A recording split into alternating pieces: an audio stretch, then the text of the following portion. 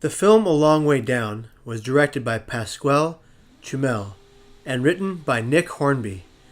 Based off of the book written by the same author, the film is about four strangers who find themselves simultaneously attempting to die by suicide by jumping off of the same tall building in Britain. These four strangers end up becoming somewhat acquainted and intrigued by each other's stories. Instead of dying on what happened to be the New Year's Eve of that year, they decide to make a pact to live and to postpone their attempts to at least 6 weeks from that day of Valentine's Day of that year. After that 6-week period, they would reassess if they still wanted to die, or believed they had to.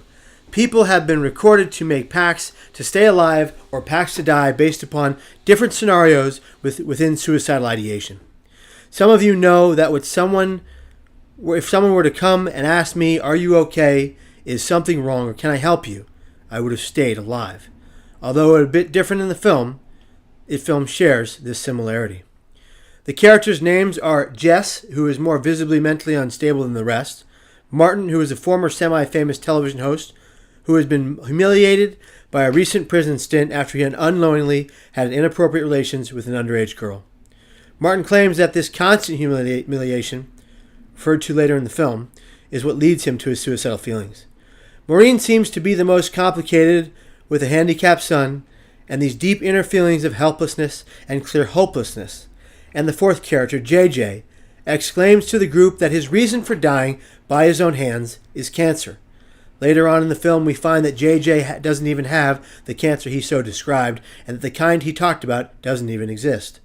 And his only answer was to die by suicide is that he doesn't know.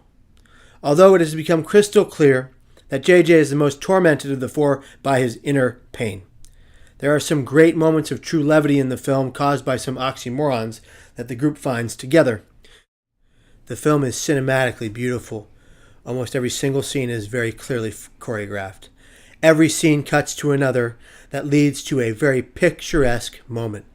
The film does hold some myths about suicide and even shows how sensationalistic mass media can be when covering these kinds of topics. The film is obviously not suicide prevention safe in its entirety, but it holds a beautiful message that, if watched to the end, could help someone who's struggling. But frankly, it could hurt someone else.